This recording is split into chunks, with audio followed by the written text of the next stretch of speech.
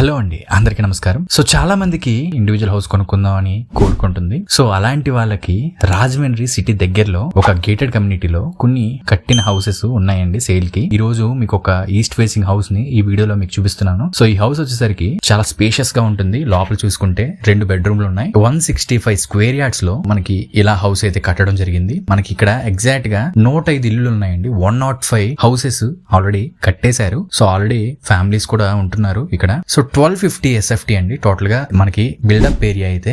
Total square feet వచ్చేసరికి 1250 square feet అనమాట. 2 BHK house అండి ఇది. సో యాక్చువల్ గా అయితే 40 లక్షల వరకు బ్యాంక్ లోన్ కి వెళ్ళొచ్చు. మీరు ఎవరైనా అమౌంట్ తక్కువ ఈ బ్యాంక్ లోన్ కి వెళ్ళాలని అనుకుంటే బ్యాంక్ లోన్ ఆప్షన్ కూడా ఉంది. ఈ హౌస్ కొనుక్కునే వాళ్ళకి 40 లక్షల వరకు బ్యాంక్ లోన్ వస్తుంది. సో 70 లక్షలు విలువ చేసే ఇండివిజువల్ హౌస్ కేవలం 60 లక్షలు మాత్రమేనండి. సో మనకి ఇక్కడ గేటెడ్ కమ్యూనిటీలో మనకి ఇలాగా ఈ హౌస్ సేల్ కి వచ్చిందనమాట. ఈస్ట్ ఫేసింగ్ హౌస్ అండి. దాంట్లోని కూడా మనకి ఫేసింగ్ ఈస్ట్ ఫేసింగ్ లో వచ్చింది ఈ హౌస్.